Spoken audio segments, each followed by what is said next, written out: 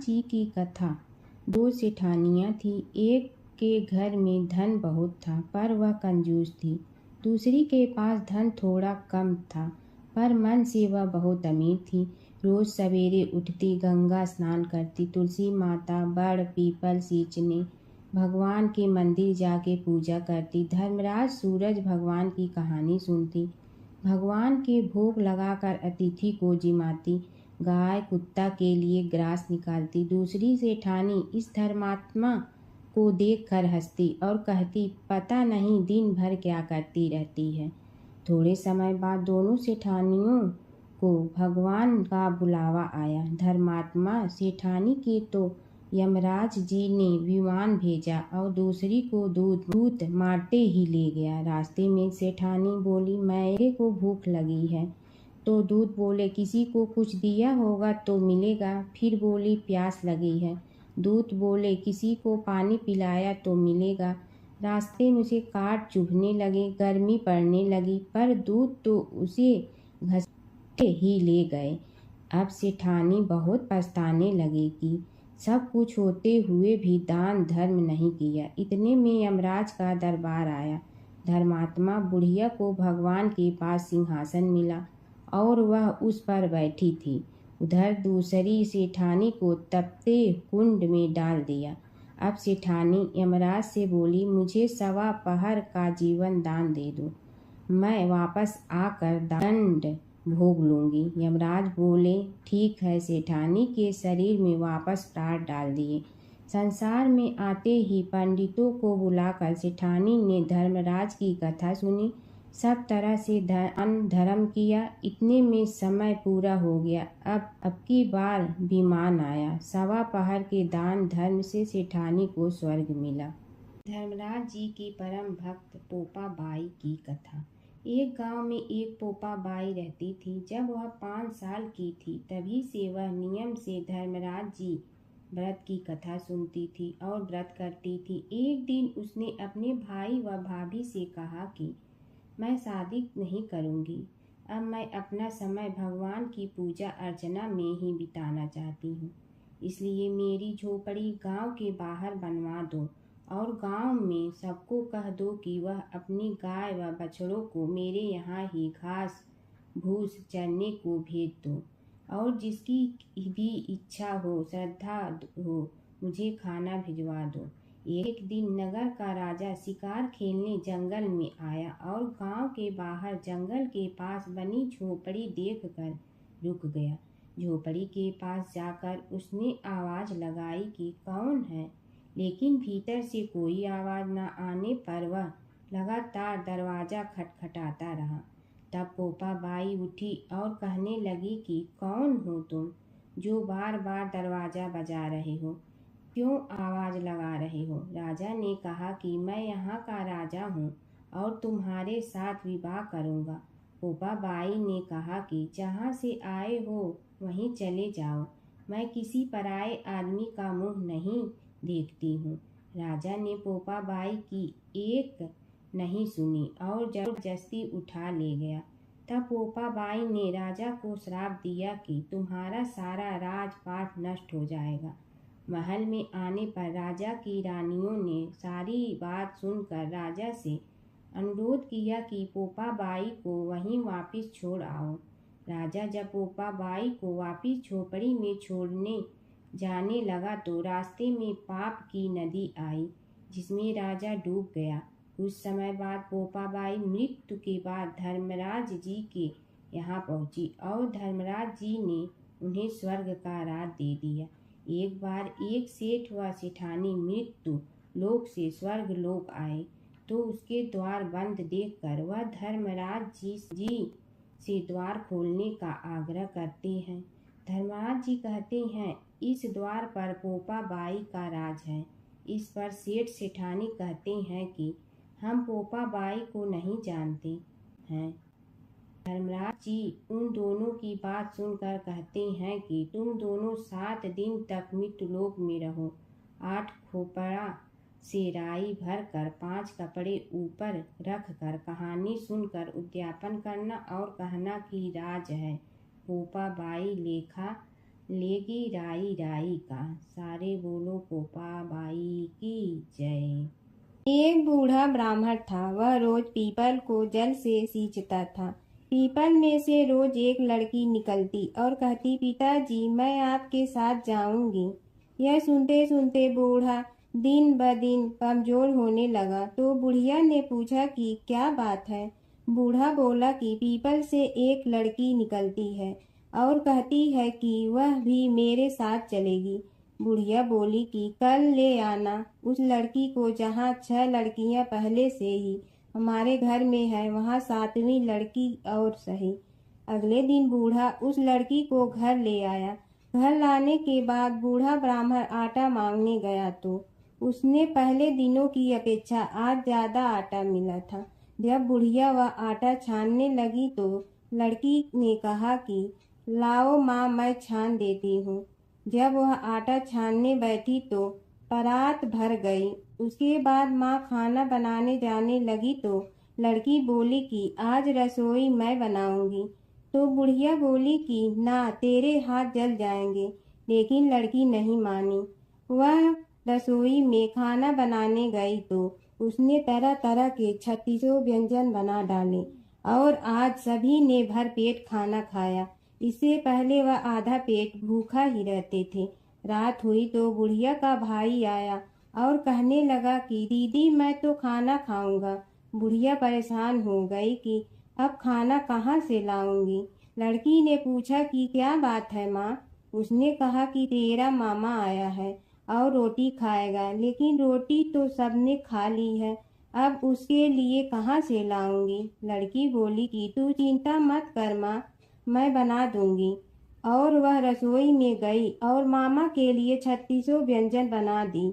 मामा ने भरपेट खाया और कहा भी कि ऐसा खाना इससे पहले उसने कभी नहीं खाया है। बुढ़िया ने कहा कि भाई तेरी बावनी भाजी है, उसी ने बनाया है। शाम हुई तो लड़की बोली कि माँ चौका लगा के चौके का दिया जला देना, कोठे में मैं सोऊंगी। बुढ़िया बोली कि ना बेटी, तू डर जाएगी। लेकिन वह बोली कि ना माँ, मैं नहीं डरूंगी, मैं अंदर कोठे में ही सोऊंगी। वह कोठे में ही जाकर सो गई। आधी रात को लड़की उठी और चारों ओर आंख मारी तो धन ही धन हो गया। वह बाहर जाने लगी तो एक बूढ़ा ब्राह्मण सो रहा था। उसने देखा तो कहा कि बेटी तू कहाँ चली। लड़की बोली कि मैं तो दरिद्रता दूर करने आई थी, अगर तुम्हें दूर करवानी है तो करवा लो। उसने बूढ़े के घर में भी आँख से देखा तो चारों ओर धन ही धन हो गया। सुबह सवेरे सब उठे तो लड़की को ना पाकर उसे ढूंढने लगे कि पावनी बेटी कहाँ चली गई। बूढ़ा ब्राह्मण बोला कि वह तो लक्ष्मी माता थी, जो तुम्हारे साथ मेरी दरिद्रता भी दूर कर गई। हे लक्ष्मी माता, जैसे आपने उनकी दरिद्रता दूर की, वैसे ही सबकी करना। गणेश और बुढ़िया माई की कथा। एक बुढ़िया थी, वह बहुत ही गरीब और दृष्टिहीन थी। उसके एक बेटा और बहू थी। वह बुढ़िया सदैव गणेश जी की पूजा किया करती थी। एक दिन गणेश जी प्रकट होकर उस बुढ़िया से बोले, बुढ़िया माँ तू जो चाहे सो मांग ले। बुढ़िया बोली, मुझे तो मांगना नहीं आता, कैसे और क्या मांगूं। तब गणेश जी बोले, अपने बहू बेटे से पूछ कर मांग ले। तब बुढ़िया ने अपने बेटे से कहा, गणेश जी कहते हैं तू कुछ मांग ले, बता मैं क्या मांगूं। पुत्र ने कहा, माँ तू धन मांग ले। बहू से पूछा तो बहू ने कहा, नाती मांग ले। तब बुढ़िया ने सोचा कि ये तो अपने अपने मतलब की बात कर रहे हैं। अतः उस बुढ़िया ने पड़ोसन से पूछा तो उन्होंने कहा, बुढ़िया तू तो थोड़े दिन जियोगी, क्यों तू धन मांगो और क्यों नाती मांगे। तू तो अपनी आँखों की रोशनी मांग ले, जिससे तेरी जिंदगी आराम से कट जाए। इस पर बुढ़िया बोली, यदि आप प्रसन्न है तो मुझे 9 करोड़ की माया दे, निरोगी काया दे, अमर सुहाग दे, आँखों की रोशनी दे, नाती दे, पोता दे और सब परिवार को सुख दे और अंत में मोक्ष दे। यह सुनकर तब गणेश जी बोले, बुढ़िया माँ तुमने तो हमें ठग लिया। फिर भी जो तूने मांगा है वचन के अनुसार सब तुझे मिलेगा। और यह कहकर गणेश जी अंतर ध्यान हो गए। उधर बुढ़िया माँ ने जो कुछ मांगा वह सब कुछ मिल गया। हे गणेश जी महाराज, जैसे तुमने उस बुढ़िया माँ को सब कुछ दिया वैसे ही सबको देना। बुढ़िया माई को मुक्ति दी। तुलसी माता की कथा। एक बुढ़िया माई तुलसी जी को सींचती और कहती कि हे तुलसी माता, सत की दाता, मैं तेरा बिडला सींचती हूँ, मुझे बहू दे, पीताम्बर की धोती दे, मीठा मीठा घास दे, बैकुंठा में वास दे, चटक की चाल दे, पटक की मोत दे, चंदन का काठ दे, रानी सा राज दे, दाल भात का भोजन दे, 11 की मौत दे, कृष्ण जी का कंधा दे। तब तुलसी माता यह सुनकर सूखने लगी। तो भगवान ने पूछा कि हे तुलसी, तुम क्यों सूख रही हो? तुलसी माता ने कहा कि एक बुढ़िया रोज आती है और यही बात कह जाती है, मैं सब बात तो पूरा कर दूंगी, लेकिन कृष्ण का कंधा कहाँ से लाऊंगी? तो भगवान बोले, जब वो मरेगी तो मैं अपने आप कंधा दे आऊँगा, तू बुढ़िया माई से कह देना। जब बुढ़िया माई मर गई, सब लोग आ गए। जब माई को ले जाने लगे तो वह किसी से न उठी। तब भगवान एक 12 बरस के बालक का रूप धारण करके आए। बालक ने कहा, मैं कान में एक बात कहूँगा तो बुढ़िया माई उठ जाएगी। बालक ने कान में कहा, बुढ़िया माई मन की निकाल ले, पीताम्बर की धोती ले, मीठा मीठा घास ले, बैकुंठा का वास ले, चटक की चाल ले, पटक की मोत ले, कृष्ण जी का कंधा ले। यह सुनकर बुढ़िया माई हल्की हो गई। भगवान ने कंधा दिया और बुढ़िया माई को मुक्ति मिल गई। हे तुलसी माता, जैसे बुढ़िया माई को मुक्ति दी वैसे सबको देना। जमुना की कहानी। प्राचीन समय में एक गांव था जिसमें 2 बहनें रहा करती थी। एक बहन का नाम गंगा था तो दूसरी बहन का नाम जमुना था। एक बार दोनों बहनें एक साहूकार के खेत से गुजर रही थी तो जमुना ने 13 दाने जौ के तोड़ लिए, जिसे देख गंगा बोली कि तुझे तो ग्रहण लग गया, तूने चोरी की है। इस पर जमुना बोली कि अब मेरा ग्रहण कैसे धुलेगा। गंगा ने कहा कि तुझे 12 साल तक साहूकार के यहाँ नौकरी करनी पड़ेगी, तभी तेरा पाप धुलेगा और ग्रहण से मुक्ति मिलेगी। जमुना साहूकार के यहाँ नौकरी के लिए जाती है और अपने लिए काम मांगती है। साहूकार उसे काम पर रख लेता है, लेकिन काम करने से पहले जमुना उसे कहती है कि मैं सारे काम करूंगी लेकिन 4 काम नहीं करूंगी। जूठे बर्तन नहीं मांजूंगी, झाड़ू नहीं लगाऊंगी, बिस्तर नहीं बिछाऊंगी और दिया नहीं जलाऊंगी। 12 साल के बाद कुंभ का मेला लगा तो साहूकारनी भी कुंभ नहाने जाने लगी। जमुना ने उसे जाते देख कहा कि कुंभ के मेले में मेरी बहन गंगा मिलेगी तो उसे यह सोने का टक्का दे देना, इससे वह अपने हाथों में सुंदर चूड़ियां पहन लेगी। साहूकारनी ने कुंभ के मेले में गंगा को वह सोने का टका दे दिया। गंगा ने उनसे वह टका लेते हुए कहा कि मेरी बहन को कहना कि उसके 12 वर्ष पूरे हो गए हैं, अब वह वहां वापिस आ जा। साहूकार व साहूकारनी वापिस घर आए तब जमुना मटके में पानी भर रही थी। दोनों जमुना से बोले कि हमने सोने का वह टका तेरी बहन गंगा को दे दिया था और उसने कहा है कि तेरे 12 वर्ष पूरे हो गए हैं, इसलिए अब तुम वापिस जाओ। यह समाचार सुनते ही जमुना सहस्त्र धारा में बदल गई और बहने लगी। जमुना जी का यह रूप देखकर साहूकार और साहूकारनी परेशान हो गई थी। हमारे घर में जमुना माता ने काम किया, हमें तो अब ग्रहण लग गया है, हम यह ग्रहण कैसे उतारेंगे। जमुना भागकर गंगा माता के पास चली गई। गंगा ने जमुना से पूछा कि तुम साहूकारनी से कुछ कहकर आई हो या ऐसे ही बिना बताए आ गई। तब जमुना बोली कि मैं तो कुछ भी बताकर नहीं आई हूँ। गंगा ने कहा कि जा उन्हें धीरज दे आ, नहीं तो उन्हें जीवन भर असंतोष ही रहेगा। गंगा के कहने पर जमुना माता ने साहूकारनी को सपने में दर्शन दिए और कहा कि तुम दोनों उल्टे माथे क्यों पड़े हो, जाओ उठकर खाओ पियो। तब दोनों बोले कि हम कैसे उठें, हमें तो ग्रहण लगा है, क्योंकि हमने उल्टे सीधे और पता नहीं कितने नीच कार्य आपसे कराए हैं।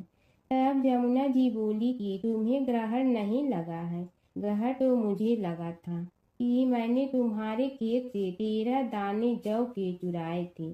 मैं तो अपना ग्रहण उतारने तुम्हारे घर आई थी। मेरा ग्रहण तुम्हारे घर में 12 वर्ष तक रहने से उतर गया है और मेरी मुक्ति हो गई है। जमुना जी ने कहा कि तुम्हें कोई ग्रहण नहीं लगा है, उल्टे मेरे 12 वर्ष तक यहाँ रहने से तुम्हारी भी मुक्ति हो गई है। यह कहकर जमुना जी स्वप्न से चली गई। दोनों उठकर देखते हैं कि उनके घर में पहले से भी अधिक धन हो गया है। हे जमुना माता, जैसे आपने साहूकार व साहूकारनी की मुक्ति कराई, वैसे ही आप अपने सभी भक्तों की करना। बसेरे की कहानी।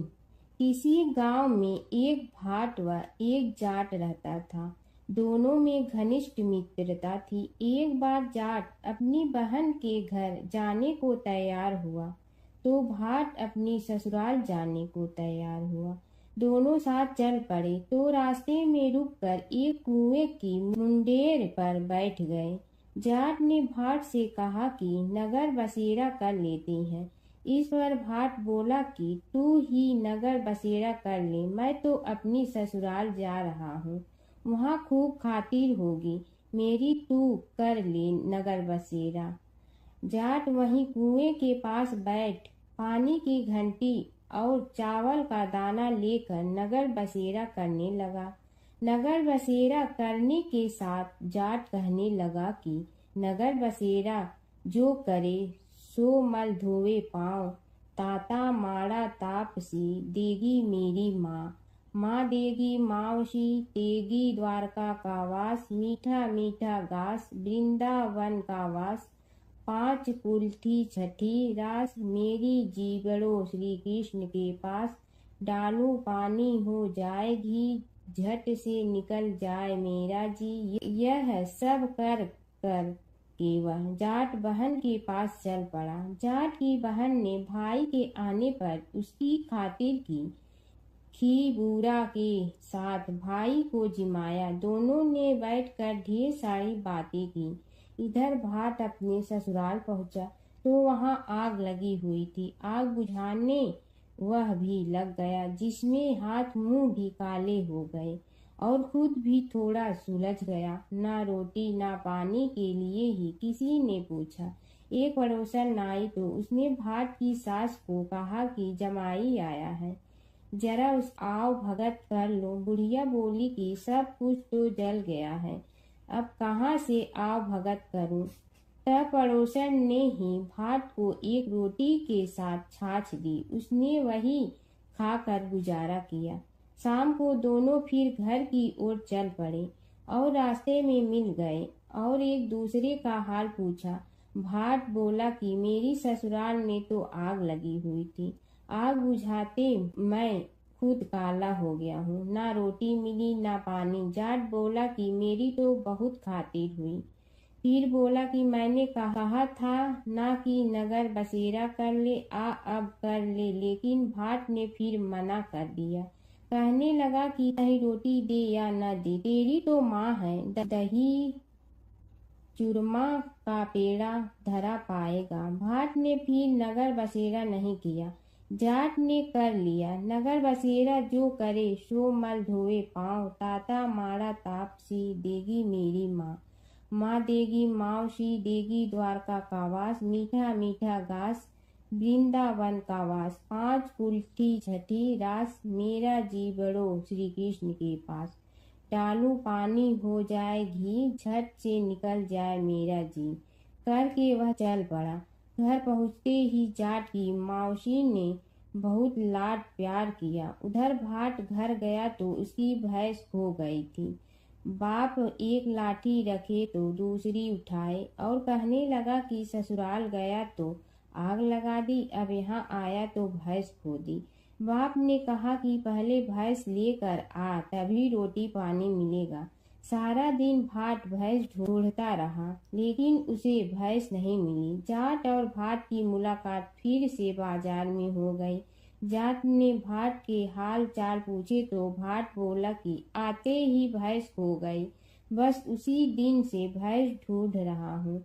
रोटियां का तो पूछो ही मत। जाट ने कहा कि मैंने तो पहले ही कहा था कि नगर बसेरा कर ले। जाट की बात सुनकर भाट बोला कि तेरे नगर बसेरे में इतनी ताकत है तो चल अब कर लेते हैं। दोनों ने बैठकर नगर बसेरा किया। नगर बसेरा जो करे सो मल धोवे पाँव, ताता माड़ा तापसी देगी मेरी माँ। माँ देगी मौसी देगी द्वारका का वास, मीठा मीठा घास वृंदावन का वास। पाँच कुल की छठी रास मेरा जीवड़ो श्री कृष्ण के पास। डालू पानी हो जाए घी, झट से निकल जाए मेरा जी। दोनों के नगर बसेरा करने पर भाट जैसे ही आगे बढ़ा तो उसकी खोई भैंस मिल गई, जिसे लेकर घर पहुंचा। घर पहुंचते ही माँ ने कहा कि लड़के को आते ही घर से निकाल दिया, सारे दिन से ये भूखा प्यासा भटक रहा है। यह कहकर उसकी माँ ने उसको खूब खिलाया पिलाया। इस घटना के बाद सारे नगर में ढिंढोरा पिटवा गया कि तब कोई अपने पीहर या सास से आते जाते नगर बसेरा करें। जैसे भाट को नगर बसेरा करने का फल मिला, वैसे ही हर किसी को मिलेगी है। माता सीता की कथा। यह कहानी सीता माता कहती थी और श्री राम इसे सुना करते थे। एक दिन श्री राम भगवान को किसी काम के लिए बाहर जाना पड़ा, तो सीता माता कहने लगी कि भगवान, मेरा तो 12 वर्ष का नित्य नियम है। अब आप बाहर जाएंगे तो मैं अपनी कहानी किसे सुनाऊंगी। श्री राम ने कहा कि तुम कुएं की पाल पर जाकर बैठ जाना और वहां जो औरतें पानी भरने आएंगी उन्हें अपनी कहानी सुना देना। सीता माता कुएं की पाल पर जाकर बैठ जाती हैं। एक स्त्री आई, उसने रेशम की जड़ी की साड़ी पहन रखी थी और सोने का घड़ा ले रखा था। सीता माता उसे देख कहती हैं कि बहन, मेरा 12 वर्ष का नित्य सुन लो। पर वह स्त्री बोली कि मैं तुम्हारा नित्य सुनूंगी तो मुझे घर जाने में देरी हो जाएगी और मेरी सास मुझसे लड़ेंगी। उसने कहानी नहीं सुनी और चली गई। उसकी रेशम जड़ी की साड़ी फट गई, सोने का घड़ा मिट्टी के घड़े में बदल गया। सास ने देखा तो पूछा कि ये किसका दोष अपने सिर लेकर आ गई है। बहू ने कहा कि कुएं पर एक औरत बैठी थी, उसने कहानी सुनने के लिए कहा, लेकिन मैंने सुनी नहीं, जिसका यह फल मिला है। बहू की बात सुनकर अगले दिन वही साड़ी और घड़ा लेकर सास कुएं की पाल पर गई। सास को वहीं माता सीता बैठी मिली, तो माता सीता ने कहा कि बहन, मेरी कहानी सुन लीजिए। सास बोली कि एक बार छोड़, मैं तो 4 बार कहानी सुन लूंगी। राम आए लक्ष्मण आए, देश के पुजारी आए, नित नेम का नेम लाए, आओ राम बैठो राम। तपी रसोई जियो राम, माखन मिश्री खाओ राम। दूध बतासा पियो राम, सूत के पलका मोठो राम। साल दुसाला पोठो राम, साल दुसाला ओढ़ो राम। जब बोलो जब राम ही राम, राम संवारे सबके काम। खाली घर भंडार भरेंगे, सबका बेड़ा पार करेंगे। श्री राम जय राम जय जय राम। सास बोली कि बहन, कहानी तो बहुत अच्छी लगी। कहानी सुनकर सास घर चली गई और उसकी साड़ी फिर से रेशम जड़ी की बन गई। मिट्टी का घड़ा फिर सोने के घड़े में बदल गया। बहू कहने लगी, सासू माँ, आपने ये सब कैसे किया। सास ने कहा कि बहू, तू दोष लगा के आई थी और मैं अब दोष उतार कर आ रही हूँ। बहू ने फिर पूछा कि वह कुएं वाली स्त्री कौन है। सास बोली कि वे सीता माता थीं। वे पुराने से नया कर देती हैं, खाली घर में भंडार भर देती हैं। वह लक्ष्मी जी का वास घर में कर देती हैं। आदमी की जो भी इच्छा हो उसे पूरा कर देती हैं। बहू बोली कि ऐसी कहानी मुझे भी सुना दो। सास बोली कि ठीक है, तुम भी सुनो।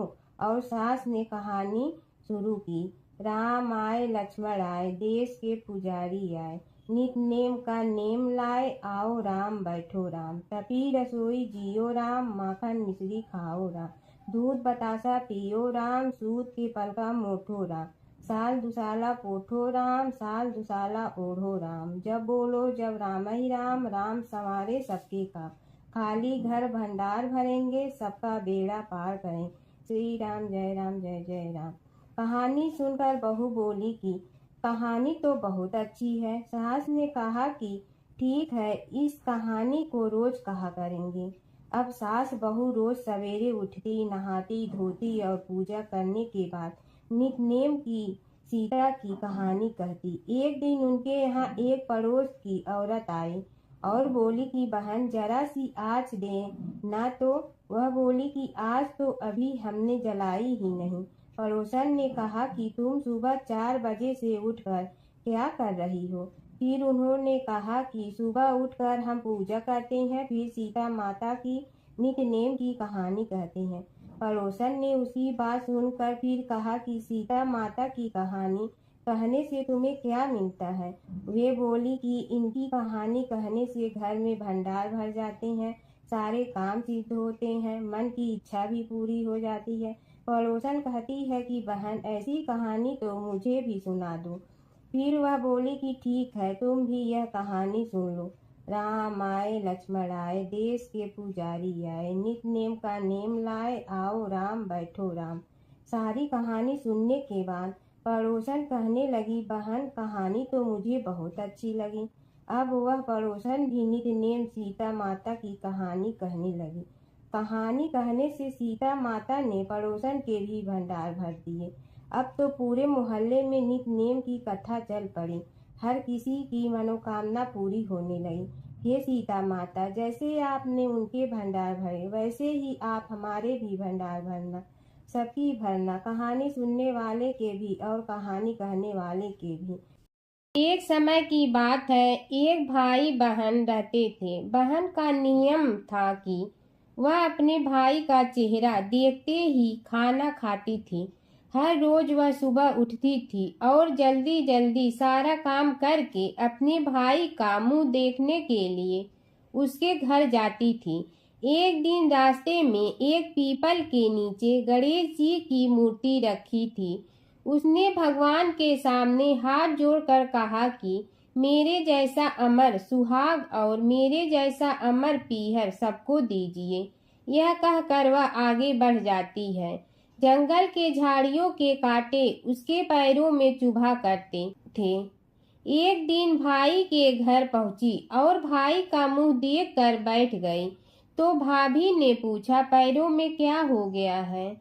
यह सुनकर उसने भाभी को जवाब दिया कि रास्ते में जंगल के झाड़ियों के गिरे हुए कांटे पांव में चुभ गए हैं। जब वह वापस अपने घर आ जाए तब भाभी ने अपने पति से कहा कि रास्ते को साफ करवा दो, आपकी बहन के पांव में बहुत सारे कांटा चुभ गए हैं। भाई ने तब कुल्हाड़ी लेकर सारी झाड़ियों को काटकर रास्ता साफ कर दिया, जिससे गणेश जी का स्थान भी वहां से हट गया। यह देखकर भगवान गुस्सा हो गए और उसके भाई के प्राण हर लिए। लोग अंतिम संस्कार के लिए जब भाई को ले जा रहे थे तब उसकी भाभी रोते हुए लोगों से कही, थोड़ी देर रुक जाओ, उसकी बहन आने वाली है। वह अपने भाई का मुंह देखे बिना नहीं रह सकती है, उसका यह नियम है। तब लोगों ने कहा, आज तो देख लेगी पर कल कैसे देखेगी। रोज दिन की तरह बहन अपने भाई का मुंह देखने के लिए जंगल में निकली। तब जंगल में उसने देखा कि सारा रास्ता साफ किया हुआ है, जब वह आगे बढ़ी तो उसने देखा कि सिद्धिविनायक को भी वहां से हटा दिया गया है। तब उसने जाने से पहले गणेश जी को एक अच्छे स्थान पर रखकर उन्हें स्थान दिया और हाथ जोड़कर बोली, भगवान, मेरे जैसा अमर सुहाग और मेरे जैसा अमर पीहर सबको देना। और फिर बोलकर आगे निकल गई। भगवान सोचने लगे, अगर इसकी नहीं सुनी तो हमें कौन मानेगा, हमें कौन पूजेगा। तब सिद्धिविनायक ने उसे आवाज दी, बेटी, इस खेजड़ी की 7 पत्तियां लेकर जा और उसे कच्चे दूध में धोकर भाई के ऊपर छींटा मार देना, वह उठकर बैठ जाएगा। यह सुनकर जब पीछे मुड़ी तो वहां कोई नहीं था। फिर वह यह सोचने लगी कि ठीक है, जैसा सुना वैसा कर लेती हूँ। फिर वह 7 खेजड़ी की पत्तियां लेकर अपने भाई के घर पहुंची। उसने देखा वहां कई लोग बैठे हुए हैं। भाभी बैठी रो रही है और भाई की लाश रखी है। तब उसने पत्तियों को बताए हुए नियम के तहत भाई के ऊपर इस्तेमाल किया। तब भाई उठकर बैठ गया। भाई बोला बहन से, मुझे बहुत ही गहरी नींद आ गई थी। तब बहन बोली, यह नींद किसी दुश्मन को भी न आए। और उसने सारी बात अपने भाई को बता दी। प्राचीन काल की बात है। एक नगर में धर्मपाल नाम का एक निर्धन किंतु अत्यंत धर्मनिष्ठ व्यक्ति रहता था। वह न तो अधिक पूजा पाठ जानता था और न ही उसके पास धन था, परंतु उसके हृदय में भगवान विष्णु के प्रति अपार श्रद्धा थी। प्रतिदिन प्रातः स्नान कर भगवान विष्णु का स्मरण करता और तुलसी दल अर्पित करता। तब भी वह हरि नाम का जाप करता रहता। एक दिन किसी कारणवश वह पूजा न कर सका। मन में ग्लानि हुई और रात को उसने भगवान विष्णु से क्षमा याचना की। उसी रात उसे स्वप्न में विष्णु ने दर्शन दिए और कहा, हे भक्त, जो भी व्यक्ति श्रद्धा से मेरा स्मरण करता है, मैं उसके सभी पाप हर लेता हूँ। भक्ति में विधि नहीं, भाव प्रधान होता है। कुछ समय बाद धर्मपाल के जीवन की सभी कठिनाइयाँ दूर हो गई। उसके घर में सुख, शांति और समृद्धि आ गई। अंत समय में उसे वैकुंठ लोक की प्राप्ति हुई। विष्णु भगवान की कथा। एक नगर में एक सेठ व एक सेठानी रहते थे और सेठानी रोज विष्णु भगवान की पूजा करती थी। सेठ को उसका पूजा करना बिल्कुल अच्छा नहीं लगता था। इसी वजह से एक दिन सेठ ने सेठानी को घर से निकाल दिया। घर से निकलने पर वह जंगल की ओर गई तो देखा 4 आदमी मिट्टी खोदने का काम कर रहे थे। उसने कहा कि मुझे नौकरी पर रख लो। उन्होंने उसे रख लिया, लेकिन मिट्टी खोदने से सेठानी के हाथों में छाले पड़ गए और उसके बाल भी उड़ गए। वह आदमी कहते हैं कि बहन, लगता है तुम किसी अच्छे घर की महिला हो। तुम्हें काम करने की आदत नहीं है। तुम एक काम रहने दो और हमारे घर का काम कर लिया करो। वह चारों आदमी उसे अपने साथ घर ले गए और वह 4 मुट्ठी अनाज लाते और सभी बांट कर खा लेते। एक दिन सेठानी ने कहा कि कल से 8 मुट्ठी अनाज लाना। अगले दिन वह 8 मुट्ठी अनाज लाए और सेठानी पड़ोसन से आग मांग लाई। उसने भोजन बनाया, विष्णु भगवान को भोग लगाया, फिर सभी को खाने को दिया। सारे भाई बोले कि बहन, आज तो भोजन बहुत स्वादिष्ट बना है। सेठानी ने कहा कि भगवान का जूठा है तो स्वाद तो होगा ही। सेठानी के जाने के बाद सेठ भूखा रहने लगा और आस पड़ोस के सारे लोग कहने लगे कि ये तो सेठानी के भाग्य से खाता था। एक दिन सेठ अपनी सेठानी को ढूंढने चल पड़ा। उसने ढूंढते हुए वह भी उस जंगल में पहुंच गया जहां वह चारों आदमी मिट्टी खोद रहे थे। सेठ ने उन्हें देखा तो कहा कि भाई, मुझे भी काम पर रख लो। उन आदमियों ने उसे काम पर रख लिया, लेकिन मिट्टी खोदने से उसके भी हाथों में छाले पड़ गए और बाल उड़ने लगे। उसकी यह हालत देख चारों बोले कि तुम्हें काम की आदत नहीं है, तुम हमारे साथ चलो और हमारे घर में रह लो। सेठ उन चारों आदमियों के साथ उनके घर चला गया और जाते ही उसने सेठानी को पहचान लिया, लेकिन सेठानी घूंघट में थी तो सेठ को देख नहीं पाई। सेठानी ने सभी के लिए भोजन तैयार किया और हर रोज की भांति विष्णु भगवान को भोग लगाया। उसने उन चारों भाइयों को भोजन परोस दिया, लेकिन जैसे ही वह सेठ को भोजन देने लगी तो विष्णु भगवान ने उसका हाथ पकड़ लिया। भाई बोले कि बहन, ये तुम क्या कर रही हो? वह बोली, मैं कुछ नहीं कर रही हूँ, मेरा हाथ तो विष्णु भगवान ने पकड़ लिया है। भाई बोले, हमें भी विष्णु भगवान के दर्शन कराओ। उसने भगवान से प्रार्थना की तो विष्णु जी प्रकट हो गए। सभी ने दर्शन किए। सेठ ने सेठानी से क्षमा मांगी और सेठानी को साथ चलने को कहा। भाइयों ने अपनी बहन को बहुत सा धन देकर विदा किया। जब सेठानी के साथ सेठ भी भगवान विष्णु की पूजा करने लगा और उनके परिणाम से उनका घर अन्न धन से भर गया। भगवान विष्णु और नारद की कथा। एक बार नारद मुनि जी ने भगवान विष्णु जी से पूछा, हे भगवान, आपका इस समय सबसे प्रिय भक्त कौन है?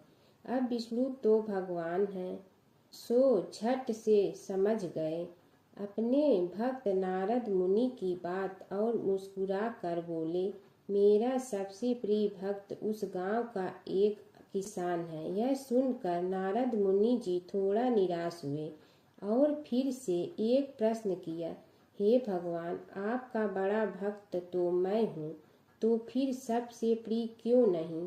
भगवान विष्णु जी ने नारद मुनि जी से कहा, इसका जवाब तो तुम खुद ही दोगे। जाओ, एक दिन उसके घर रहो और फिर सारी बात मुझे बताना। नारद मुनि जी सुबह सवेरे मुंह अंधेरे उस किसान के घर पहुंच गए। देखा अभी अभी किसान जगा है और उसने अब सबसे पहले अपने जानवरों को चारा देता, फिर मुंह धोता, दैनिक कार्यों से निवृत्त होता, जल्दी जल्दी भगवान का नाम लिया, रूखी सूखी रोटी खाकर जल्दी जल्दी अपने खेतों पर चला गया। सारा दिन खेतों में काम किया और शाम को वापस घर आया। जानवरों को अपनी जगह बांधा, उन्हें चारा पानी डाला, हाथ धोया, मुंह धोया, फिर थोड़ी देर भगवान का नाम लिया, फिर परिवार के संग बैठकर खाना खाया और कुछ बातें की और फिर से सो गया। अब सारा दिन यह सब देखकर नारद मुनि जी भगवान विष्णु के पास वापिस आए और बोले, भगवान, मैं आज सारा दिन उस किसान के संग रहा, लेकिन वो तो ढंग से आपका नाम भी नहीं ले सकता। उसने थोड़ी देर सुबह, थोड़ी देर शाम को और भी जल्दी जल्दी आपका ध्यान किया, और मैं तो 24 घंटे सिर्फ आपका ही नाम जपता हूँ। क्या आपका सबसे प्रिय भक्त वो गरीब किसान ही है? भगवान विष्णु जी ने नारद की बात सुनकर कहा, अब इसका जवाब भी तुम मुझे खुद ही देना। और भगवान विष्णु जी ने एक कलश अमृत से भरा नारद मुनि को थमाया और बोले, इस कलश को लेकर तुम तीनों लोकों की परिक्रमा करके आओ, लेकिन ध्यान रहे अगर एक बूंद भी अमृत नीचे गिरा तो तुम्हारी सारी भक्ति और गुण नष्ट हो जाएगी। नारद मुनि तीनों लोकों की परिक्रमा करके जब भगवान विष्णु के पास वापस आए तो खुश होकर बोले, भगवान, मैंने एक बूंद भी अमृत नीचे नहीं गिरने दिया। विष्णु भगवान ने पूछा, और इस दौरान तुमने मेरा नाम कितना बार लिया, मेरा स्मरण कितनी बार किया? तो नारद बोले, अरे भगवान जी, मेरा तो सारा ध्यान इस अमृत पर था, फिर आपका ध्यान कैसे करता? भगवान विष्णु ने कहा, हे नारद, देखो उस किसान को, वो अपना कर्म करते हुए भी नियमित रूप से मेरा स्मरण करता है, क्योंकि जो अपना कर्म करते हुए भी मेरा जाप करे वही मेरा सबसे प्रिय भक्त है। तुम तो सारे दिन खाली बैठे ही जप करते हो, और जब तुम्हें कर्म दिया तो मेरे लिए तुम्हारे पास समय ही नहीं था। तो नारद मुनि सब समझ गए और भगवान के चरण पकड़ कर बोले, हे भगवान, आपने मेरा अहंकार तोड़ दिया, आप धन्य हैं। एक समय की बात है कि विष्णु भगवान का विवाह लक्ष्मी जी के साथ निश्चित हो गया। विवाह की तैयारी होने लगी। सभी देवताओं को निमंत्रण भेजे गए, परंतु गणेश जी को निमंत्रण नहीं दिया। कारण जो भी रहा हो, अब भगवान विष्णु की बारात जाने का समय आ गया। सभी देवता अपनी पत्नियों के साथ विवाह समारोह में आए। उन सब ने देखा कि गणेश जी कहीं दिखाई नहीं दे रहे हैं। तब वे आपस में चर्चा करने लगे कि क्या गणेश जी को कोई न्योता नहीं दिया है या स्वयं गणेश जी ही नहीं आए हैं। सभी को इस बात पर आश्चर्य होने लगा। तभी सब ने विचार किया कि विष्णु भगवान से ही इसका कारण पूछा जाए। विष्णु भगवान से पूछने पर उन्होंने कहा कि हमने गणेश जी के पिता भोलेनाथ महादेव को न्योता भेजा है। यदि गणेश जी अपने पिता के साथ आना चाहते हैं तो आ जाते, अलग से न्योता देने की कोई आवश्यकता भी नहीं थी। दूसरी बात यह है कि उनको 1.25 मन मूंग, 1.25 मन चावल, 1.25 मन घी और 1.25 मन लड्डू का भोजन दिन भर में चाहिए। यदि गणेश जी नहीं आएंगे तो कोई बात नहीं, दूसरे के घर जाकर इतना सारा खाना पीना अच्छा भी नहीं लगता। इतनी वार्ता कर ही रहे थे कि किसी एक ने सुझाव दिया, यदि गणेश जी आ भी जाए तो उनके द्वारपाल बनाकर बैठा देंगे कि आप घर की याद रखना। आप तो चूहे पर बैठकर धीरे धीरे चलोगे तो बारात से बहुत पीछे रह जाओगे। यह सुझाव भी सबको पसंद आ गया, तो विष्णु भगवान ने भी अपनी सहमति दे दी। होना क्या था कि इतने में गणेश जी वहां आ पहुंचे और उन्हें समझा बुझा कर घर की रखवाली करने बैठा दिया गया। बारात चल रही थी, तब नारद जी ने देखा कि गणेश जी तो दरवाजे पर ही बैठे हुए हैं। तो वे गणेश जी के पास गए और रुकने का कारण पूछा। गणेश जी कहने लगे कि विष्णु भगवान ने मेरा बहुत अपमान किया है।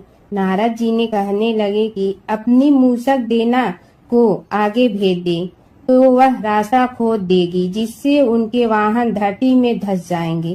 तब आपको सम्मान पूर्वक बुलाना पड़ेगा। अब तो गणेश जी ने अपनी मूसक सेना जल्दी से आगे भेज दी और सेना ने जमीन पोली कर दी। जब बारात वहां से निकली तो रथों के पहिए धरती में धंस गए। लाख कोशिश करे परंतु पहिए नहीं निकले। सभी ने अपने अपने उपाय किए परंतु पहिए तो नहीं निकले, बल्कि जगह जगह से टूट गए। किसी की समझ में नहीं आ रहा था कि अब क्या किया जाए। तब तो नारद जी ने कहा, आप लोगों ने गणेश जी का अपमान करके अच्छा नहीं किया। यदि उन्हें मना कर लाया जाए तो आपका कार्य सिद्ध हो सकता है और यह संकट टल सकता है। शंकर भगवान ने अपने दूत नंदी को भेजा और वे गणेश जी को लेकर आए। गणेश जी का आदर सम्मान के साथ पूजन किया। तब कहीं रथ के पहिए निकले। अब रथ के पहिए निकल के परंतु टूट गए तो उन्हें सुधारे गए। पास के खेत में खाती काम कर रहा था, उसे बुलाया गया। खाती अपना कार्य करने के पहले श्री गणेशाय नमः कहकर गणेश जी की वंदना मन ही मन करने लगा। देखते ही देखते खाती ने सभी पहियों को ठीक कर दिया। तब खाती कहने लगा कि हे देवताओं, आपने सर्वप्रथम गणेश जी को नहीं मनाया होगा और न ही उनकी पूजन की होगी, इसीलिए तो आपके साथ यह संकट आया है। हम तो मूर्ख अज्ञानी हैं, फिर भी पहले गणेश जी को पूजते हैं, उनका ध्यान करते हैं। आप लोग तो देवतागण हैं, फिर भी आप गणेश जी को कैसे भूल गए। अब आप लोग भगवान श्री गणेश जी की जय बोल कर जाएं तो आपके सब काम बन जाएंगे और संकट कट जाएंगे। ऐसा कहते हुए बारात वहां से चल दी और विष्णु भगवान को लक्ष्मी जी के साथ विवाह संपन्न करा के सभी सकुशल घर लौट आए। हे गणेश जी महाराज, आपने विष्णु को जैसे कारज सारियों ऐसे कारज सबको सिद्ध कर जो। बोलो गजानन भगवान की जय। एक बार एक नगर में एक मालिन रहती थी। उसके पति चल बसे थे। उसका एक 4 साल का पुत्र था। उसकी सास कठोर हृदय की स्त्री थी। वह बहू को बहुत तकलीफ देती थी। एक दिन सास ने बहू और पोते को घर से निकाल दिया। वे दोनों रोते हुए चलते चलते एक जंगल में जा पहुंचे। वहां एक बड़े पेड़ के नीचे बैठ गए। वहां से थोड़ी दूर पर एक गणेश जी का मंदिर था। वहां बहुत लोग गणेश जी के दर्शन करने आते थे। दर्शन करके गणेश जी को प्रसाद चढ़ाते थे। फिर वह प्रसाद सबको बांट देते थे। इस प्रसाद से माँ बेटे का गुजारा होने लगा। दोनों गणेश जी की पूजा पाठ में लग गए। एक दिन उन्होंने सोचा क्यों न हम भी जंगल से फूल ला कर बेचें। वे रोज जंगल से फूल लाकर उसकी माला बनाकर बेचने लगे। साथ में पूजा की सामग्री और प्रसाद भी बेचने लगे। इससे उनको आमदनी होने लगी। गणेश जी की कृपा से आमदनी बढ़ने लगी। जल्दी ही उन्होंने एक मकान और एक दुकान बना लिया। एक राजा की लड़की मंदिर में रोज पूजा करने आती थी। मालिन के बेटे को देखकर राजकुमारी उस पर मोहित हो गई और उससे विवाह करने की सोचने लगी। उसने अपनी भाभी से अपने मन की बात कही। भाभी अनुभवी थी। उसने कहा, ये तो मालिन का बेटा है और तुम एक राजा की बेटी हो। यदि तुमने उससे विवाह किया तो तुम्हारी बहुत बेइज्जती होगी। पर राजकुमारी अपनी बात पर अड़ी रही। उसने कहा, मैंने तो प्रतिज्ञा कर ली है कि उसी से विवाह करूंगी। भाभी ने घर जाकर सारी बात राजा को बता दी। राजा ने मना नहीं किया और विवाह के लिए तैयार हो गए। उन्होंने बड़े धूमधाम से बेटी का विवाह मालिन के बेटे के साथ कर दिया। मालिन ने सबसे पहले बेटे बहू को गणेश जी के मंदिर में ले जाकर पूजा पाठ करवाया और गणेश जी का आशीर्वाद दिलवाया। इसके बाद पूरे नगर में यह बात फैल गई कि गणेश जी की पूजा करने से सब दुख कष्ट दूर हो जाते हैं। इस बात पर सुनते ही नगर के सभी लोग मंदिर आने लगे। मालिन और उसके बेटे की बिक्री और बढ़ गई। उधर उसकी सास के बुरे दिन आ गए। अन्नदाता उससे रूठ गए और वह भूखों मरने लगी। एक दिन वह रोती धोती उसी गणेश जी के मंदिर में आ पहुंची। वहां वह मालिन के बेटे से बोली, मैं भूखी हूँ, मुझे रोटी कपड़ा दे दो, इसके बदले में तुम्हारा सारा काम कर दूंगी। लड़के को दया आ गई और उसे काम पर रख लिया। उसने अपनी दादी को नहीं पहचाना। जब मालिन घर आई तो उसने सास को पहचान लिया। वह सास से बोली, सासू जी आप यहाँ कैसे? सास ने पोते की तरफ इशारा करके कहा, मेरी इस सेठ के यहाँ नौकरी लग गई है। बहू बोली, यह आपका पोता है और यह घर भी आपका ही है, यह दुकान भी आपकी ही है। जब आपने हमें घर से निकाला तब गणेश जी ने हमारी रक्षा की। बहू की बात सुनकर सास बोली, मेरी करनी मैं भोगूंगी। बहू बोली, सासू जी अब आप हमारे यहाँ रहो और पोते का सुख देखो। हे गणेश जी महाराज, जैसा सुख आपने मालिन को दिया वैसा ही सुख सबको देना। गणेश जी की कथा। एक बार गणेश जी एक छोटे बालक के रूप में चिमटी में चावल और चमचे में दूध लेकर निकले। वो हर किसी से कह रहे थे कि कोई मेरी खीर बना दो, कोई मेरी खीर बना दो। एक बुढ़िया बैठी हुई थी। उसने कहा, ला मैं बना दूं। वह छोटा सा बर्तन चढ़ाने लगी। तब गणेश जी ने कहा कि दादी माँ, छोटी सी भगोनी मत चढ़ाओ, तुम्हारे घर में जो सबसे बड़ा बर्तन है वही चढ़ा दो। बुढ़िया ने वही चढ़ा दिया। वह देखती रह गई कि वह जो थोड़े से चावल उस बड़े बर्तन में डाली थी वह तो पूरा भर गया है। गणेश जी ने कहा, दादी माँ मैं नहा कर आता हूँ, खीर तैयार हो गई हो तो। बुढ़िया के पोते पोती खीर खाने के लिए रोने लगे। बुढ़िया ने कहा, गणेश जी तेरे भोग लगाना कहकर चूल्हे में थोड़ी सी खीर डाली और कटोरी भर भर कर बच्चों को दे दी। बुढ़िया की पड़ोसन ऊपर से देख रही थी तो बुढ़िया ने सोचा यह चुगली कर देगी तो एक कटोरा भर कर उसे भी पकड़ा दिया। बेटे की बहू ने चुपके से एक कटोरा खीर खाई और कटोरा चक्की के नीचे छुपा दिया। अभी भी गणेश जी नहीं आए थे। बुढ़िया को भी भूख लग रही थी। वह भी एक कटोरा खीर खाकर किवाड़ के पीछे बैठकर एक बार फिर कहा कि गणेश जी आपके भोग लगे कहकर खाना शुरू कर दिया। तभी गणेश जी आ गए। बुढ़िया ने कहा, आ जा रे गणेशिया, खीर खा ले, मैं तो तेरी ही राह देख रही थी। गणेश जी ने कहा, दादी माँ, मैंने तो खीर पहले ही खा ली। बुढ़िया ने कहा, कब खाई? गणेश जी ने कहा, जब तेरे पोते पोती ने खाई तब खाई थी, जब तेरी पड़ोसन ने खाई तब खाई थी, और जब तेरी बहू ने खाई तब भी खाई थी, और जब तूने खाई तो मेरा पेट पूरा ही भर गया। बुढ़िया ने कहा, बेटा और सारी बात तो सोच, पर बहू बेचारी का तो नाम मत लो। वह तो सुबह से काम में लग रही है, उसने फिर खीर कब खाई? गणेश जी ने कहा, चाकी के नीचे देख, झूठा कटोरा पड़ा है, और तूने तो मेरे भोग तो लगाया, वह तो वैसे ही खा गई। बुढ़िया ने कहा, बेटा घर की बात है, घर में ही रहने दो। अब बताओ बची हुई खीर का क्या करूं? गणेश जी ने कहा, नगरी जी जिमा दो। बुढ़िया ने पूरी नगरी जिलवा दी, फिर भी बर्तन पूरा ही भरा था। राजा को पता लगा तो बुढ़िया को बुलाया और कहा, क्यों रे बुढ़िया, ऐसा बर्तन तेरे घर पर सोवे अच्छा लगे या हमारे घर पर सोवे? बुढ़िया ने कहा, राजा जी आप ले लो। राजा जी ने खीर का बर्तन महल में मंगा लिया। लाते ही खीर में कीड़े मकोड़े बिच्छू हो गए और दुर्गंध आने लगी।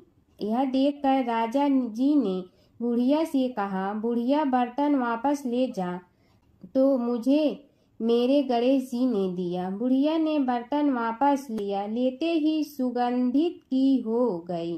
घर आकर बुढ़िया ने गणेश जी से कहा, बची हुई खीर का क्या करें?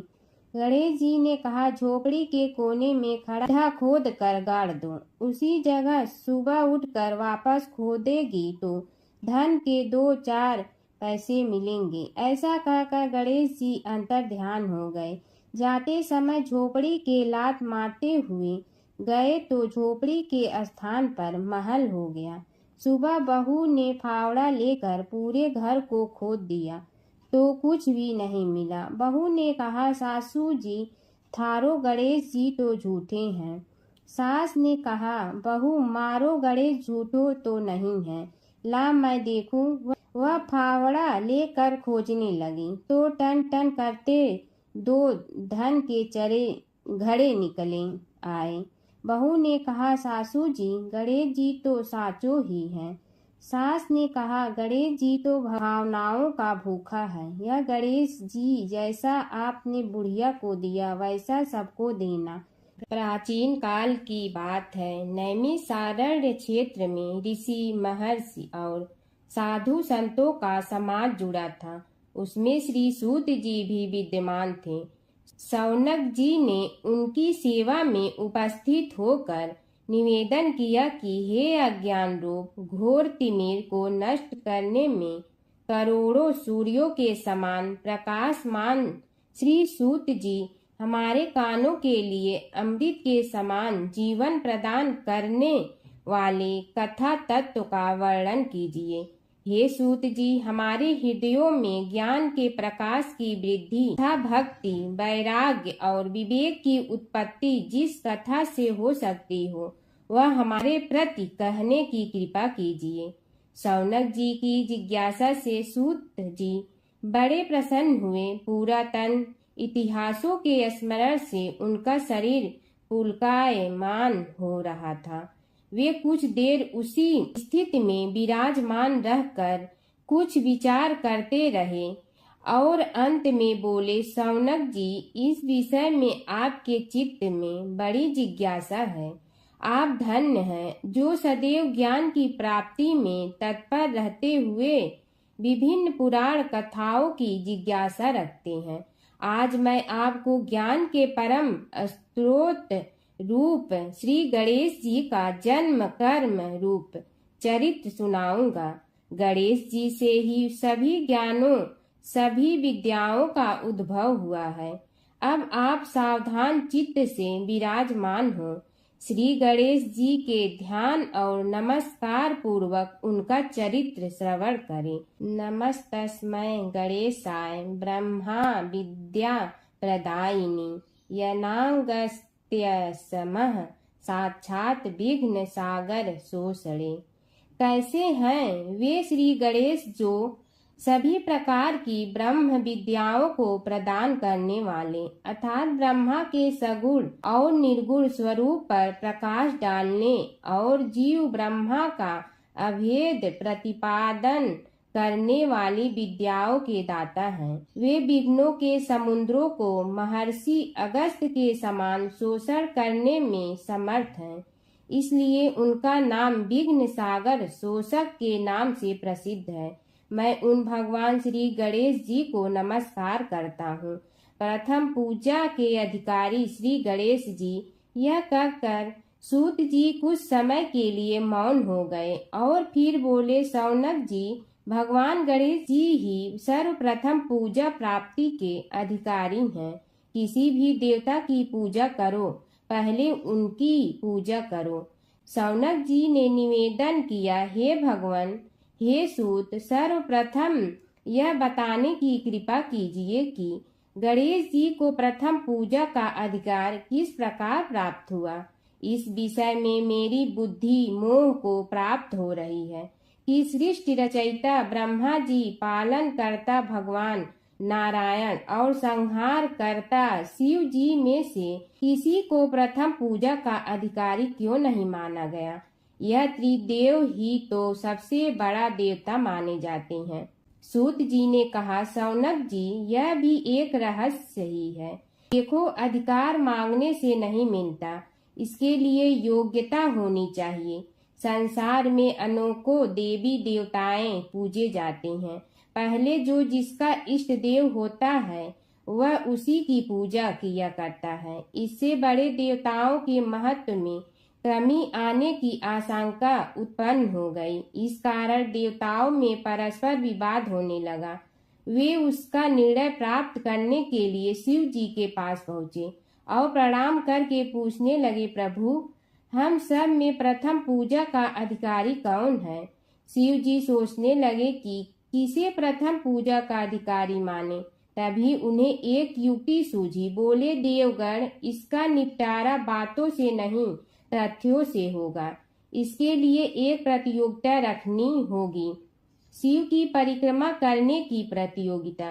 देवगण उनका मुख देखने लगे, शंकित हृदय से सोचने लगे कि कैसी प्रतियोगिता रहेगी। यह शिव जी ने उनके मन के भाव ताड़ लिए, इसलिए सांत्वना भरे शब्दों में बोले, घबराओ मत, कोई कठिन परीक्षा नहीं ली जाएगी। बस इतना ही कि सभी अपने अपने वाहनों पर चढ़कर संसार की परिक्रमा करो और फिर यहाँ लौट आओ। जो पहले लौटेगा वही सर्वप्रथम पूजा का अधिकारी होगा। अब क्या देर थी, सभी अपने अपने वाहन पर चढ़कर दौड़ पड़े। किसी का वाहन गजराज था तो किसी का सिंह, किसी का भैंसा तो किसी का मृग, किसी का हंस तो किसी का उल्लू, किसी का अश्व तो किसी का श्वान। अभिप्राय यह है कि वाहनों को विविधता के दर्शन उस समय जितने भले प्रकार से हो सकते थे उतने अन्य समय में नहीं। सबसे गया बीता वाहन गणेश जी का था मूषक, उससे चूहा भी कहते हैं। ऐसे वाहन के बल भरोसे इस प्रतियोगिता में सफल होना तो क्या, सम्मिलित होना भी हास्यास्पद है। गणेश जी ने सोचा, छोड़ो, क्या होगा प्रतियोगिता में भाग लेने से, हम तो यहाँ बैठे रहकर ही तमाशा देखेंगे। वे बहुत देर तक विचार करते रहे। अंत में उन्हें एक युक्ति सूझी। शिव जी स्वयं ही जगदाता हैं, यह संसार उन्हीं का प्रतिबिंब है, तब क्यों न इन्हीं की परिक्रमा कर ली जाए। इनकी परिक्रमा करने से ही संसार की परिक्रमा हो जाएगी। ऐसा निश्चय कर उन्होंने मूषक पर चढ़कर शिव जी की परिक्रमा की और उनके समक्ष जा पहुँचे। शिव जी ने कहा, तुमने परिक्रमा पूर्ण कर ली। उन्होंने उत्तर दिया, जी हाँ। शिव जी सोचने लगे कि इसे तो यहीं घूमते हुए देखा, फिर परिक्रमा कैसे कराया। देवताओं का परिक्रमा करके लौटना आरंभ हुआ और उन्होंने गणेश जी को वहां बैठे देखा तो माथा ठनक गया। फिर भी साहस करके बोले, अरे तुम विश्व की परिक्रमा के लिए नहीं गए। गणेश जी ने कहा, अरे मैं कब का यहाँ आ गया। देवता बोले, तुम्हें तो कहीं भी नहीं देखा। गणेश जी ने उत्तर दिया, देखते कहाँ से, समस्त संसार शिव जी में विद्यमान है। इनकी परिक्रमा करने से ही संसार की परिक्रमा पूर्ण हो गई। सूत जी बोले, शौनक, इस प्रकार गणेश जी ने अपनी बुद्धि के बल पर ही विजय प्राप्त कर ली। उनका कथन सत्य था, इसलिए कोई विरोध करता भी तो कैसे। बस उसी दिन से गणेश जी की प्रथम पूजा होने लगी। सूत जी बोले, हे शौनक जी, यह एक तथ्य है कि गणेश जी ही उसके पात्र हैं। वे बड़े देवता का भी कार्य सिद्धि में विघ्न उपस्थित होने पर उन विघ्न राज का आश्रय न लिया हो। हे शौनक, वे देव भी बड़े दयालु हैं। नाम तो शिव जी का ही आशुतोष है, किंतु वे सर्वात्मा और सर्वरक्षक प्रभु तो शिव जी की अपेक्षा भी शीघ्र ही प्रकट हो जाते हैं। उनका भक्त कभी किसी संकट में नहीं पड़ता। यदि प्रारब्ध वशात कभी किसी विपत्ति में पड़ भी जाता है तो गणेश्वर की उपासना करने पर उनके अनुग्रह से उनके समस्त दुख दूर होकर परम सुख की प्राप्ति होती है। शौनक ने कहा, हे सूत जी, हे महाभाग, हे प्रभु, मैं गणेश जी के विभिन्न चरित्रों का अध्ययन करना चाहता हूँ, तो मुझे बताइए कि किस ग्रंथ का अवलोकन करूँ। हे दयामय, आपको तो उनके समस्त चरित्र विदित है कि यदि आप ही उन्हें सुनाने की कृपा करें तो मेरा अत्यधिक उपकार होगा।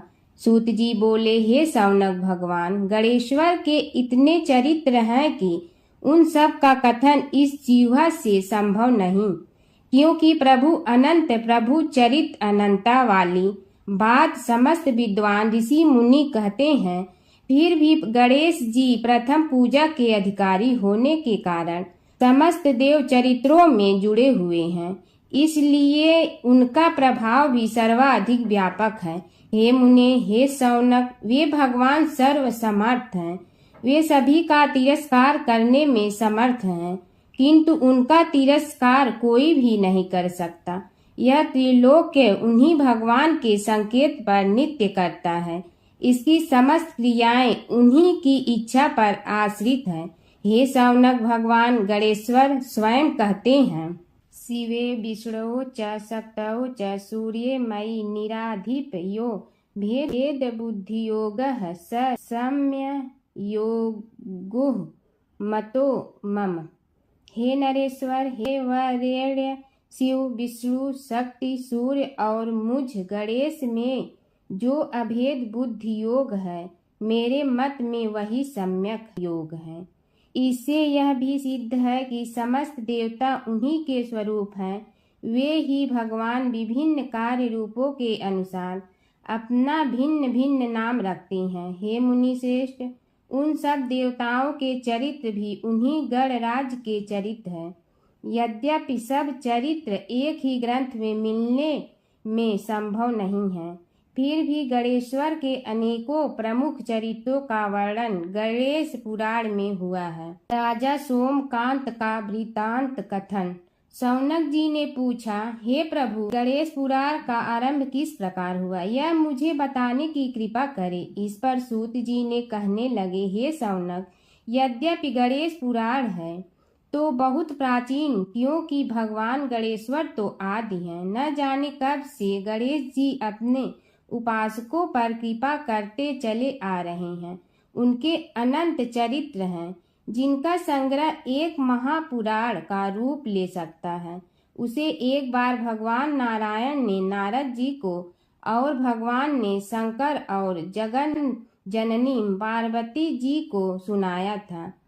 बाद में वही पुराण संक्षेप रूप में ब्रह्मा जी ने महर्षि वेद व्यास को सुनाया और फिर व्यास जी ने महर्षि भृगु को सुनाया। भृगु ने कृपा करके सौराष्ट्र के एक राजा सोमकांत को सुनाया था।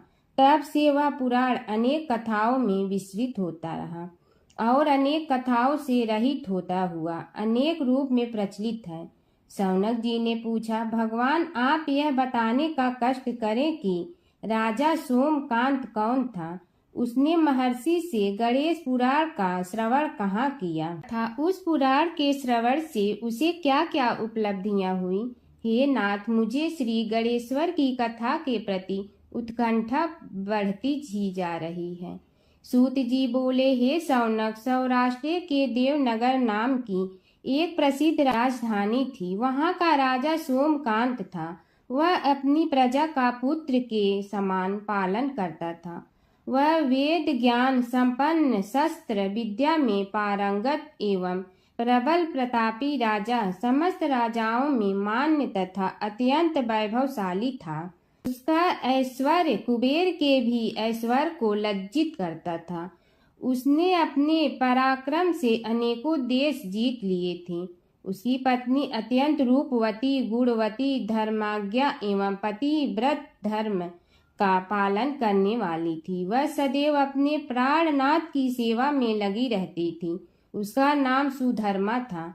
जैसे वह पतिव्रता थी, वैसे ही राजा भी एक पत्नी व्रता का पालन करने लगा। उसके हेमकांत नामक एक सुंदर पुत्र था। वह भी सभी विद्याओं का ज्ञाता और अस्त्र शस्त्रादि के अभ्यास में निपुण हो गया था। यह सभी श्रेष्ठ लक्षणों से संपन्न, सद्गुणी एवं प्रजा जनों के हितों का अत्यंत पोषक था। इस प्रकार राजा सोमकांत स्त्री पुत्र, पशुवाहन, राज्य एवं प्रतिष्ठा आदि से सब प्रकार सुखी था। उससे दुख तो था ही नहीं। सभी राजागण उसका हार्दिक सम्मान करते थे तथा उसकी श्रेष्ठ कीर्ति भी संसार व्यापी थी। परंतु युवा अवस्था के अंत में सोमकांत को घृणित कोष्ठ रोग हो गया। उसके अनेक उपचार किए गए किंतु कोई लाभ नहीं हुआ। रोग शीघ्रता से बढ़ने लगा और उसके कीड़े पड़ गए। जब रोग की अधिक वृद्धि होने लगी और उसका कोई उपाय न हो सका तो राजा ने मंत्रियों को बुलाकर कहा, सुव्रतो, जाने किस कारण यह रोग मुझे पीड़ित कर रहा है। अवश्य ही यह किसी पूर्व जन्म के पाप का फल होगा। इसलिए मैं अब अपना समस्त राजपाट छोड़कर वन में रहूंगा। मेरे पुत्र हेमकांत को मेरे समान मानकर राज्य शासन का धर्म पूर्वक संचालन कराते रहें। यह कहकर राजा ने शुभ दिन दिखवाकर अपने पुत्र हेमकांत को राज्य पद पर अभिषेक किया और अपनी पत्नी सुधर्मा के साथ निर्जन वन की ओर चल दिया। प्रजापालक राजा के वियोग में समस्त प्रजा जन अश्रु बहाते हुए उनके साथ चले गए। राज्य की सीमा पर पहुंचकर राजा ने अपने पुत्र अमात्यगण और प्रजा जनों को समझाया, आप सब लोग धर्म के जानने वाले, श्रेष्ठ आचरण में तत्पर एवं सहृदय हैं। यह संसार तो वैसे भी परिवर्तनशील है। जो आज है वह कल नहीं था और आने वाले कल में भी नहीं रहेगा। इसलिए मेरे जाने से दुख का कोई कारण नहीं है। मेरे स्थान पर मेरा पुत्र सभी कार्यों को करेगा। इसलिए आप सब उसके अनुशासन में रहते हुए उसे सदैव सम्मान करते रहें। फिर पुत्र से कहा, बेटा, यह स्थिति सभी के समझ आती रही है। हमारे पूर्व पुरुष भी परंपरागत रूप से वृद्धावस्था आने पर वन में जाते रहे हैं। मैं कुछ समय पहले ही वन में जा रहा हूँ, तो कुछ पहले या पीछे जाने में कोई अंतर नहीं पड़ता। यदि कुछ वर्ष बाद जाऊं तब भी मोह का त्याग करना ही होगा। इसलिए हे वत्स, तुम दुखित मत हो और मेरी आज्ञा मानकर राज्य शासन को ठीक प्रकार चलाओ। ध्यान रखना, क्षत्रिय धर्म का कभी त्याग न करना और प्रजा को सदा सुखी रखना। इस प्रकार राजा सोमकांत ने सभी को समझा बुझा कर वहां से वापस लौट आया और स्वयं अपनी पतिव्रता भार्या के साथ वन में प्रवेश किया। पुत्र हेमकांत के आग्रह से उसने सुबल और ज्ञान गम्य नामक 2 आत्माओं को भी साथ ले लिया। उन सब ने एक समतल एवं सुंदर स्थान देखकर वहां विश्राम किया। तभी उन्हें एक मुनि कुमार दिखाई दिया। राजा ने उससे पूछा, तुम कौन हो, कहाँ रहते हो? यदि उचित समझो तो मुझे बताओ। मुनि बालक ने कोमल बाणी में कहा, मैं महर्षि भृगु का पुत्र हूँ। मेरा नाम च्यवन है। हमारा आश्रम निकट में ही है। अब आप भी अपना परिचय दीजिए। राजा ने कहा, मुनि कुमार, आपका परिचय पाकर मुझे बड़ी प्रसन्नता हुई। मैं सौराष्ट्र के देवनगर नामक राज्य का अधिपति रहा हूँ। अब अपने पुत्र को राज्य देकर मैंने अरण्य की शरण ली है। मुझे कुष्ठ रोग अत्यंत पीड़ित किए हुए हैं। उसकी निवृत्ति का कोई उपाय करने वाला हो तो कृपा कर मुझे बताइए। मुनि कुमार ने कहा, मैं अपने पिताजी से अपना वृतांत कहता हूँ, फिर वे जैसा कहेंगे आपको बताऊंगा। यह कहकर मुनि बालक चला गया और कुछ देर में ही आकर बोला, राजन, मैंने आपका वृतांत अपने पिताजी को बताया। उनकी आज्ञा हुई है कि आप सब मेरे साथ आश्रम में चलकर उनसे भेंट करें, तभी आपके रोग के विषय में भी विचार किया जाएगा।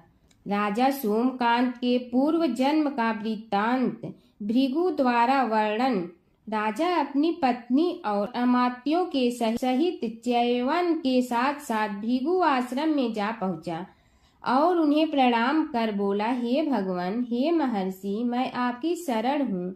आप मुझ कुष्ठी पर कृपा कीजिए। महर्षि बोले, राजन, यह तुम्हारे किसी पूर्व जन्म कृत पाप का ही उदय हो गया है। इसका उपाय मैं विचार करके बताऊंगा। आज तो तुम सब स्नान आज से निवृत्त होकर रात्रि विश्राम करो। महर्षि की आज्ञा अनुसार सबने स्नान भोजन आदि के उपरांत रात्रि व्यतीत की और प्रातः काल स्नान आदि नित्य कर्मों से निवृत्त होकर महर्षि की सेवा में उपस्थित हुए।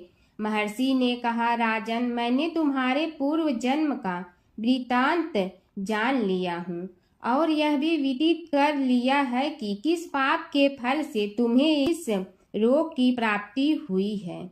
यदि तुम चाहो तो उसे सुना दूं। राजा ने हाथ जोड़कर निवेदन किया, बड़ी कृपा होगी मुनिनाथ, मैं उसे सुनने के लिए उत्कंठित हूँ।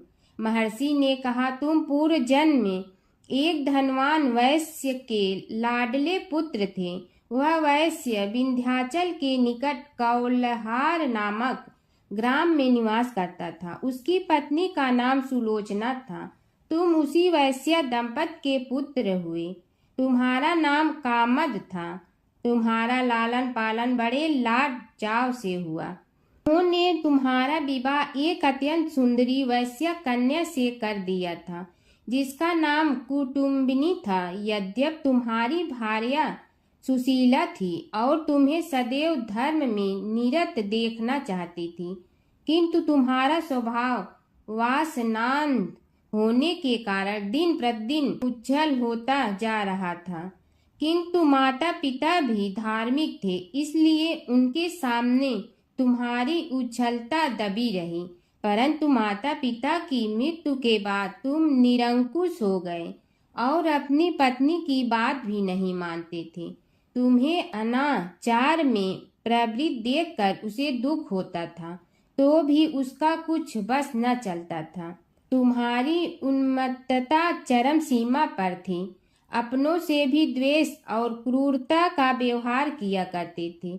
हत्या आदि कराते थे। तुम्हारे लिए सामान्य बात हो गई। पीड़ित व्यक्तियों ने तुम्हारे विरुद्ध राजा से पुकार की। अभियोग चला और तुम्हें राज्य की सीमा से भी बाहर चले जाने का आदेश हुआ।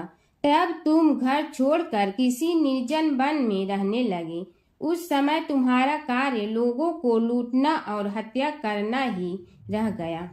एक दिन मध्याह्न काल था। गुणवर्धक नामक एक विद्वान ब्राह्मण उधर से निकला। बेचारा अपनी पत्नी को लिवाने के लिए ससुराल जा रहा था। तुमने उस ब्राह्मण युवक को पकड़कर लूट लिया। प्रतिरोध करने पर उसे मारने लगे तो वह चित्कार करने लगा, मुझे मत मार, मत मार, देख मेरा दूसरा विवाह हुआ है, मैं पत्नी को लेने के लिए जा रहा हूँ। किंतु तुम तो क्रोधवश में ऐसे लीन हो रहे थे कि तुमने उसकी बात सुनकर भी नहीं सुनी। जब उसे मारने लगे तो उसने श्राप दे दिया, अरे हत्यारे, मेरी हत्या के पाप से तो सहस्त्र कल्प तक घोर नरक भोगोगे। तुमने उसकी कोई चिंता न की और सिर काट लिया। राजन, तुमने ऐसी एक नहीं बल्कि अनेक निरीह हत्याएं की थी, जिनकी गणना करना भी पाप है। इस प्रकार इस जन्म में तुमने घोर पाप कर्म किए थे, किंतु बुढ़ापा आने पर जब अशक्त हो गए तब तुम्हारे साथ जो क्रूर कर्मा थे वे भी किनारा कर गए। उन्होंने सोच लिया कि अब तो इसे खिलाना भी पड़ेगा, इसलिए मरने दो यहीं। अमोघ प्रभाव गणेश उपासना का कथन। राजन, अब तुम निरालंब थे, चल फिर तो सकते ही नहीं थे। भूख से पीड़ित रहने के कारण रोगों ने भी घेर लिया। उधर से जो कोई निकलता तुम्हें घृणा की दृष्टि से देखता हुआ चला जाता। तब तुम आहार की खोज में बड़ी कठिनाई से चलते हुए एक जीर्ण शीर्ण देवालय में पहुंचा। उसमें भगवान गणेश्वर की प्रतिमा विद्यमान थी। तब न जाने किस पुण्य के उदय होने से तुम्हारे मन में गणेश जी के प्रति भक्ति भाव जागृत हुआ। तुम निराहार रहकर उनकी उपासना करने लगे। उससे तुम्हें सब कुछ मिला और रोग भी कम हुआ। राजन, तुमने अपने साथियों की दृष्टि बचाकर बहुत सा धन एक स्थान पर गाड़ दिया था। अब तुमने उस धन को उसे देवालय के जीर्णोद्धार में लगाने का निश्चय किया। शिल्पी बुलाकर उस मंदिर को सुंदर और भव्य बनवा दिया। इस कारण कुख्याति सुख्याति में बदलने लगी। फिर यथा समय तुम्हारी मृत्यु हुई। यमदूतों ने पकड़कर तुम्हें यमराज के समक्ष उपस्थित किया। यमराज तुमसे बोले, जीव, तुमने पाप और पुण्य दोनों ही किए हैं और दोनों का ही भोग तुम्हें भोगना है, किंतु पहले पाप का फल भोगना चाहते हो पुण्य का। इसके उत्तर में तुमने प्रथम अपने पुण्य कर्मों के भोग की इच्छा प्रकट की और इसीलिए उन्होंने तुम्हें राजकुल में जन्म लेने के लिए भेज दिया। पूर्व जन्म में तुमने भगवान गणाध्यक्ष का सुंदर एवं भव्य मंदिर बनवाया था, इसलिए तुम्हें सुंदर देह की प्राप्ति हुई। यह कहकर महर्षि भृगु कुछ रुके। उन्होंने देखा कि राजा को इस वृतांत पर शंका हो रही है। तभी महर्षि के शरीर में असंख्य विकराल पक्षी उत्पन्न होकर राजा की ओर झपटे। उनकी चोंच बड़ी तीक्ष्ण थी, जिनसे वे राजा के शरीर को नोच नोच कर खाने लगे। उसके कारण उत्पन्न असहनीय पीड़ा से व्याकुल हुए राजा ने महर्षि के समक्ष हाथ जोड़कर निवेदन किया, प्रभु, आपका आश्रम तो समस्त द्वेष आदि से परे है और यहाँ मैं आपकी शरण में बैठा हूँ। तब यह पक्षी मुझे आकर ही क्यों पीड़ित कर रहे हैं? हे मुनिनाथ, इनसे मेरी रक्षा कीजिए। महर्षि ने राजा के अंतर्वचन सुनकर सांत्वना देते हुए कहा, राजन, तुमने मेरे वचनों में शंका की थी और जो मुझ सत्यवादी के कथन में शंका करते हैं उसे खाने के लिए मेरे शरीर से इसी प्रकार पक्षी प्रकट हो जाते हैं, जो कि मेरे हुंकार करने पर भस्म हो जाया करते हैं। यह कर महर्षि ने हुंकार की और तभी वे समस्त पक्षी भस्म हो गए। राजा श्रद्धावनत होकर उनके समक्ष अश्रुपात करता हुआ बोला, प्रभु, अब आप पाप से मुक्त होने का उपाय कीजिए। महर्षि ने कुछ विचार कर कहा, राजन, तुम पर भगवान गणेश्वर की कृपा सहज रूप से है और वे ही प्रभु तुम्हारे पापों को भी दूर करने में समर्थ हैं। इसलिए तुम उनके पाप नाशक चरित्रों का श्रवण करो। गणेश पुराण में उनके चरित्रों का भले प्रकार वर्णन हुआ है, अतएव तुम श्रद्धा भक्ति पूर्वक उसी को सुनने में चित्त लगाओ। राजा ने प्रार्थना की, महामुनि, मैंने गणेश पुराण का नाम भी आज तक नहीं सुना, तो उनके सुनने का सौभाग्य कैसे प्राप्त कर सकूंगा। हे नाथ, आपसे अधिक ज्ञानी और प्रकांड विद्वान और कौन हो सकता है। आप ही मुझ पर कृपा कीजिए। महर्षि ने राजा की दीनता देखकर उसके शरीर पर अपने कमंडल का मंत्रपूत जल छिड़का। तभी राजा को एक छींक आई और नासिका से एक अत्यंत छोटा काले वर्ण का पुरुष बाहर निकल आया। देखते देखते वह बढ़ गया। उसके भयंकर रूप को देखकर राजा कुछ भयभीत हुआ, किंतु समस्त आश्रमवासी वहां से भाग गए। वह पुरुष महर्षि के समक्ष हाथ जोड़कर खड़ा हो गया। उन्हें उसकी ओर देखा और कुछ उच्च स्वर में बोले, तू कौन है, क्या चाहता है। वह बोला, मैं साक्षात पाप हूँ। समस्त पापियों के शरीर में मेरा निवास है। आपके मंत्रपूत जल के स्पर्श से मुझे विवश होकर राजा के शरीर से बाहर निकलना पड़ा है। अब मुझे बड़ी भूख लगी है, बताइए क्या खाऊं और कहाँ रहूं।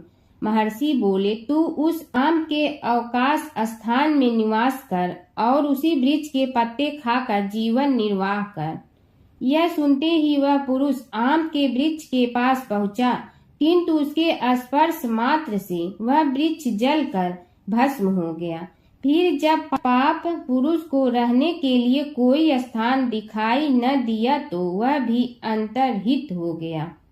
हर व्रत कथा के साथ पढ़ी और सुनी जाने वाली लपसी तपसी की यह कहानी। एक लपसी था, एक तपसी था। तपसी हमेशा भगवान की तपस्या में लीन रहता था।